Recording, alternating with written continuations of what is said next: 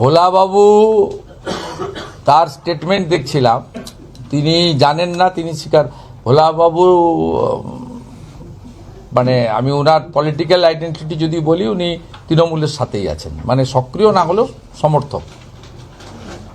কিন্তু ভোলা এটা শাহজাহান করিয়েছে, এই জন্য এই মামলা পশ্চিমবঙ্গের বাইরে নিয়ে যাওয়া উচিত। শাহজাহানকে বসিরহাট জেলে রাখলেও তো ফোন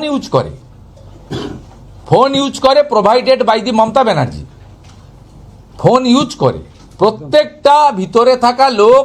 জীবন সাহা জেলের ভিতর থেকে ফোন করে বলছে যে 50,000 টাকা দিয়ে যান, আমি তো অ্যাকাউন্ট নম্বর দিয়েছি, টাকা ট্রান্সফার 15,50,000 50,000 ইমিডিয়েট, তার সংসার চলছিল না, দিয়ে যান। তো জীবন ইডি কাস্টডি জেসি থেকে ফোন করছে। তা আমরা তো অনেক আগেই বলেছি যে এখানকার জেলের ভিতরে থেকে তৃণমূলের নেতারা ফোন ইউজ করে, যেদিন যেটা খেতে চায় সেদিন খায়। অন্য কয়েদিদের সূর্যাস্তের আগে ডিনার নিতে হয়, এরা রাত্রিবেলা 9টা 10টা 11টা যখন পারে ডিনার নেয়। এবং যত রকম ছবি আছে দেখতে পায়, স্মার্টফোনও এদের হাতে দেওয়া আছে, যা যা চায় সব কিছু চায়। তারপরে অনেক দিন জেলে হলে, মনটা খারাপ হলে ওদের পিজির উডবান ওয়ার্ডে রাখা হয়। পিজির উডবান ওয়ার্ডেও যদি মন খারাপ হয়ে যায় তাহলে ওদেরকে প্রাইভেট নার্সিংহোমে হসপিটালে নিয়ে যায়, যেমন পার্থকে নিয়ে গেছিল রবীন্দ্রনাথ টেগোর না কি হসপিটাল আছে, আর.এন. টেগোর, সেই একই ব্যাপার নিয়ে যায়। অতএব এখানে এই রাজ্যে এই কারণে সিবিআইকে আমি ধন্যবাদ দেব যে পোস্টপল ভায়োলেন্সের 18টা মামলা তারা সুপ্রিম কোর্টে গেছে পশ্চিমবঙ্গের বাইরে নিয়ে যাওয়ার জন্য। অনেক পরে সিবিআইয়ের কিছুটা হলেও ঘুম ভেঙেছে। 18টা মামলা পোস্টপল ভায়োলেন্সের সুপ্রিম কোর্টে রেখেছে। কবে উঠবে সুপ্রিম কোর্ট কি করবে, ইটস নট মাই সাবজেক্ট। তো as per media reporting, as per cause list দেখেছি আমি যে 18টা পোস্টপল ভায়োলেন্সের মামলা সিবিআই দিয়েছে। অনেক দেরিতে ঘুম ভেঙেছে, 4 বছর পরে ঘুম ভেঙেছে। এটা আমি এভরিডে বলি, প্রত্যেক দিন বলি, আমার কাছে স্পেসিফিক ইনফরমেশনের ভিত্তিতে বলি। জেলের সুপাররা, জেলের পুলিশের লোকেরা, তারাও সবাই খারাপ নয়। তারা বেরিয়ে এসে অন্য ফোন থেকে আমাকে জানান যে দাদা ফোন ইউজ করছে, স্যার ফোন ইউজ করছে, ওখানে ফোন পাল্টে দেওয়া হচ্ছে, ফোন ওখান থেকেই রিমোট কন্ট্রোল করছে। দে আর নোটোরিয়াস ক্রিমিনাল। শাহজাহানকে পশ্চিমবঙ্গের জেলে রাখলে ভোলা ঘোষরা যে কোনো দিন মারা যাবে। আজকে তার ছেলে গেছে শুনেছি আমি, সত্যি মিথ্যা জানি না, ড্রাইভার গেছে শুনেছি আমি। আজকে ভোলাবাবুও যাবেন। ভোলাবাবুর কাছে আমি টিম পাঠিয়েছি, কথা বলেছি, কারণ ওনার SSKM এর চিকিৎসাটাও খুব রিস্কি। সেখানেও মেরে যে দেবে না তার কোনো গ্যারেন্টি নেই। তাকে প্রাইভেটে শিফট করা উচিত। এদের বিশ্বাস করা যায় না। এরা এই যে পিসিএন্ড ভাইপো কোম্পানি, এরা এত পাওয়ার হ্যাঙ্কারিং, এরা যা খুশি করতে পারে, যা খুশি করতে পারে ক্ষমতার জন্য। হুমায়ুন কবির বলছেন যে নন্দীগ্রামে ক্যান্ডিডেট দেবেন, ভবানীপুরে ক্যান্ডিডেট দেবেন। সাবজেক্টে ভোলানাথ ঘোষের বড় ছেলে অভিযোগ করছেন মাঝে মধ্যেই ভয় দেখাতো শেখ শাহজাহান, হুমকি দিতেন নেজার পঞ্চায়েত সমিতির সভাপতি ও সহসভাপতি।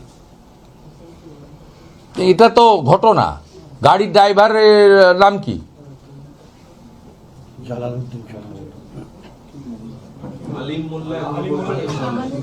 কে এসে?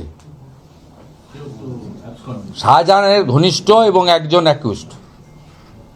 এর পরেও কি আর এগুলো বলতে হবে?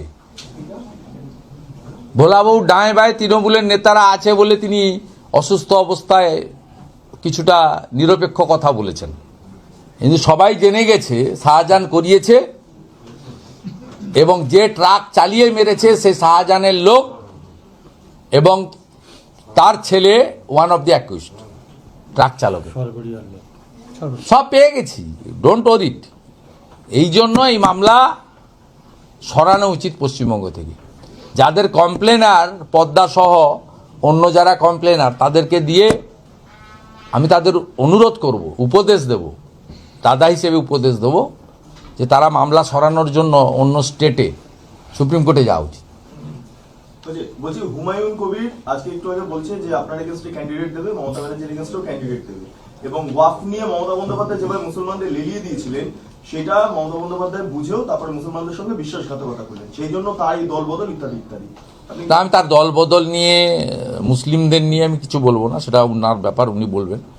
উনি স্ট্রং মুসলিম কার্ড খেলছেন, মুসলিমদের এক করতে চাইছেন, এটা ওপেনলি বলছেন যে মুসলিমদের, উনি তো 148 চাইছেন না, 90টা চাইছেন, এবং যেখানে মুসলিম ভোট নির্ণায়ক শক্তি সেটা তিনি বেছে নিয়েছেন। অর্থাৎ তিনি তার লাইনে আছেন, বলছেন, আমার কোনো সমস্যা নেই।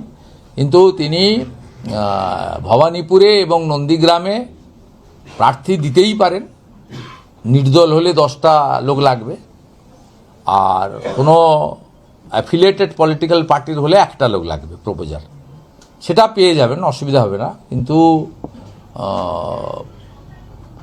ভারতীয় জনতা পার্টির এতে কোনো অসুবিধা হবে না, কারণ উনি যে ভোটের দিকে তাকিয়ে যাচ্ছেন সেই ভোট 2021-এর নির্বাচনে শোভনদেব চট্টোপাধ্যায় পেয়েছিল, তারপরে উপনির্বাচনে মমতা ব্যানার্জি পেয়েছিল, 2024 সালে মালা রায় পেয়েছিল, দেবশ্রী চৌধুরী পায়নি। কারণ ওই 8টা ওয়ার্ডের মধ্যে 5টা ওয়ার্ডে বিজেপির লিড ছিল, এবং মূলত হিন্দু প্রধান বুথগুলোতে বিজেপি লিড নিয়েছে। মোট 205টা বুথের মধ্যে অধিকাংশ বুথেই বিজেপির লিড ছিল, এবং সেটা হিন্দু প্রধান বুথ। মুসলমান প্রধান বুথগুলোতে 77 নম্বর 78 নম্বর ওয়ার্ডগুলোতে সেখানে তৃণমূল কংগ্রেস বাম্পার লিড নিয়েছে, এবং তৃণমূল কংগ্রেসের মুসলিম এলাকায় লিড ছিল 17,000, বিজেপির হিন্দু এলাকায় লিড ছিল 9,000, 8,000 ভোটের গ্যাপ হয়েছে। অতএব উনি উনার যে কোর ভোট, মুসলিম ভোট, সেটাকে নিতে চাইছেন। সেটা যদি সত্যিকারে তিনি পান, তাহলে বিজেপির সঙ্গে আসাউদ্দিন ওয়াইসি এবং হুমায়ুন কবিরের যে কম্বাইন্ড ক্যান্ডিডেট হবে, যা শুনছি, ম্যাচিওর করবে কিনা আমি জানি না, তার সঙ্গে হবে। তৃণমূল ইরেলিভেন্ট ফোর্স হবে। নন্দীগ্রামের ক্ষেত্র যদি বলা যায়, আমি 1,10,000-এর কাছাকাছি ভোট পেয়েছি, এর মধ্যে মাত্র 400 ভোট মুসলিম ভোট, রাষ্ট্রবাদী মুসলিমরা আমাকে দিয়েছে, মাত্র 400। মীনাক্ষী বোন পেয়েছিলেন 6,200, যার মধ্যে 1200 ভোট মুসলিম ভোট ছিল। একটি মুসলিম বুথে সিপিআইএমের লিড ছিল, নয়নান, দাউদপুর গ্রাম পঞ্চায়েত। মমতা বন্দ্যোপাধ্যায় 1,08,000 ভোটের কাছাকাছি পেয়েছিলেন, গ্যাপ ছিল 1,956, এবং সেখানে হিন্দু প্রধান বুথগুলোতে একটি দুটি ছাড়া সব জায়গায় আমার লিড বা বিজেপির লিড ছিল। মুসলমান প্রধান বুথগুলোতে শতকরা 95% 96% ভোট তৃণমূল অর্থাৎ মমতা ব্যানার্জি পেয়েছিলেন। অর্থাৎ সত্যিকারে যদি তিনি মমতা ব্যানার্জির ভোট নিয়ে নিতে পারেন, ওখানেও বিজেপির সঙ্গে হুমায়ুন কবির এবং আসাউদ্দিন ওয়াইসির সম্ভাব্য যে জোট, তার সঙ্গেই হবে, এইটুকু আমি বলতে পারি। এটা ভোটের পাটিগণিতের হিসাব।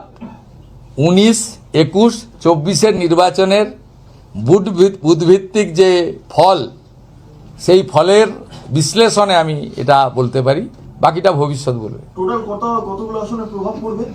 গোটা ওয়েস্ট বেঙ্গলে কতগুলো মুসলিম অধ্যুষিত আসনে প্রভাব পড়বে? বিহারে যেমন প্রভাব পড়েছে, বিহারে তো 24টা আসনে লড়ে মুসলিম প্রধান এলাকায় 5টাতে আসাউদ্দিন ওয়াইসির পার্টি জিতেছে। কংগ্রেস 61টাতে লড়ে 6টা সিট পেয়েছে। এই যে হুমায়ুন কবির বলছেন নতুন দল তৈরি করে 22 তারিখ থেকে একের পর এক বাউন্সার দেব, তা আমার কি, আমাদের কি, আমাদের কোনো অসুবিধা। ওনাদের উনি যেটা বলছেন, এতে মমতা ব্যানার্জির চিন্তিত হওয়া দরকার, এবং মমতা ব্যানার্জি চিন্তিত হয়ে কি করবেন তার বিষয়ে আমাদের এখানে চিন্তা করার বিষয় নেই। আমরা চাই ত্রুটিমুক্ত ভোটার তালিকা, অবাধ গণতান্ত্রিক ভোট, সকলের জন্য নির্বাচনী প্রচার ময়দান, মানুষ নিজের ভোট নিজে দিক। আমাদের বিশ্বাস, আফাজ ভাই, কাসেম ভাইদের মতো আমরা একটা বিরাট অংশের না হলেও একটা অংশের শিক্ষিত রাষ্ট্রবাদী মুসলিমদের সমর্থন আমরা এই নির্বাচনে পাবো।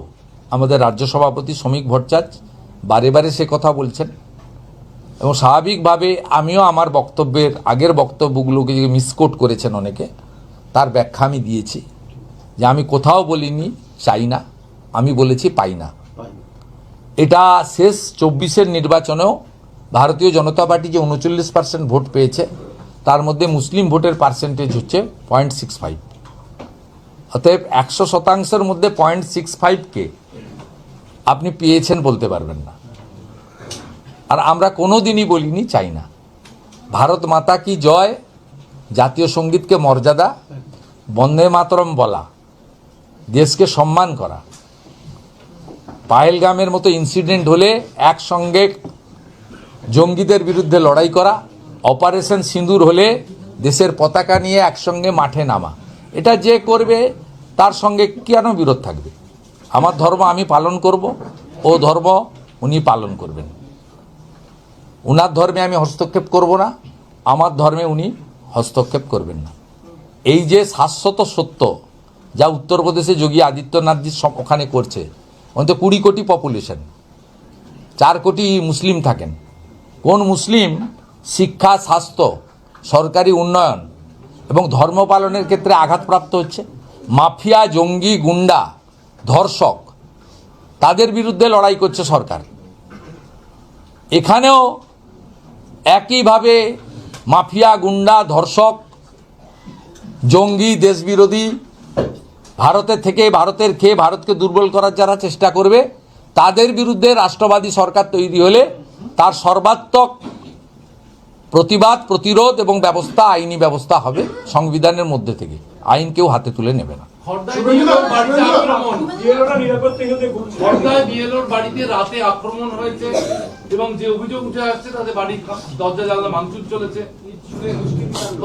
আপনাকে বলি, স্পেশাল অবজারভার, তারপরে আবার জয়েন্ট সেক্রেটারি পর্যায়ে ডিভিশনে অবজারভার আসার পরে এরা প্যানিকড হয়ে আছে। এরা সৎ নিষ্ঠাবান বিএলওদের উপর আক্রমণ করছে।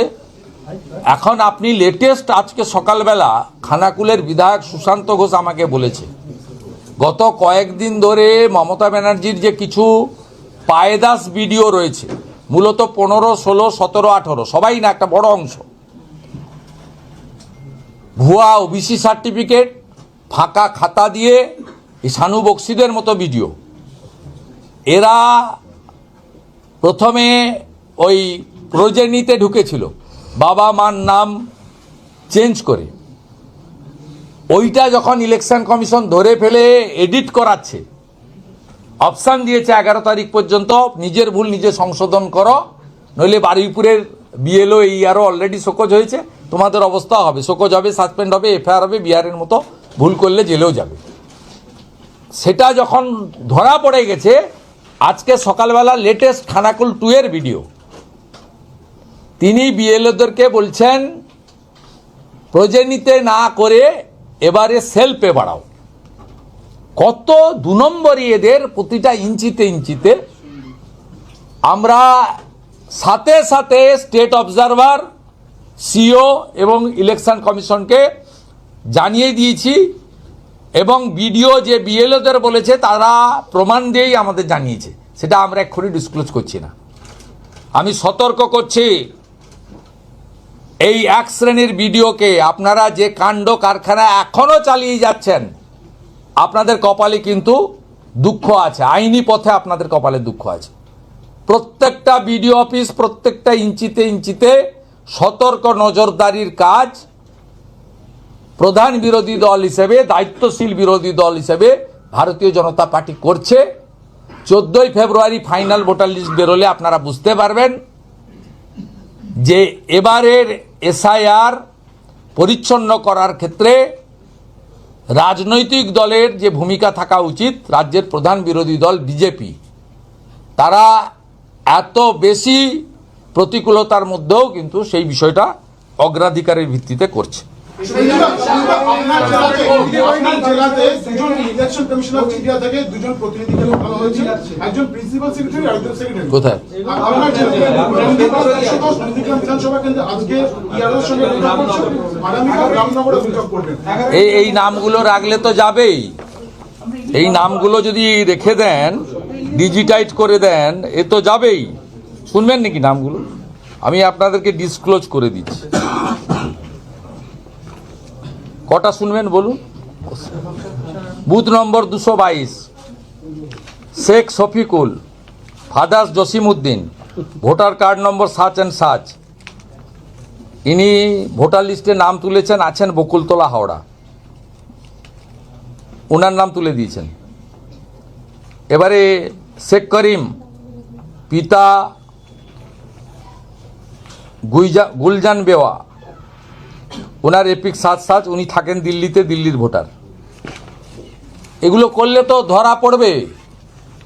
আমার তো পাড়ায় পাড়ায় লোক আছে, বিজেপির মুসলিম কর্মীরা পাঠাচ্ছে, তৃণমূলের বিক্ষুব্ধ মুসলিম কর্মীরা পাঠাচ্ছে, আইএসএফ এর সমর্থক, মিমের সমর্থক মুসলিম ছেলেরা পাঠাচ্ছে। মুসলিম বুথে বিজেপির লোকজন খুব বেশি নেই, তারাও পাঠাচ্ছে। যাদেরকে মমতা ব্যানার্জির আমলে চাকরি হয়নি, 40 বছর পেরিয়ে গেছে, বিয়েও করতে পারেনি, চাকরিও হয়নি, আর কোনোদিন চাকরি হবে না, তারা পাঠাচ্ছে। জেগে গেছে জনতা, যাবে এবার মমতা।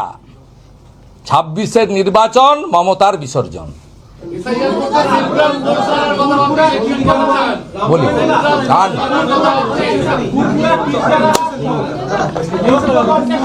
আগামীকাল পরিবর্তন সংকল্প যাত্রা,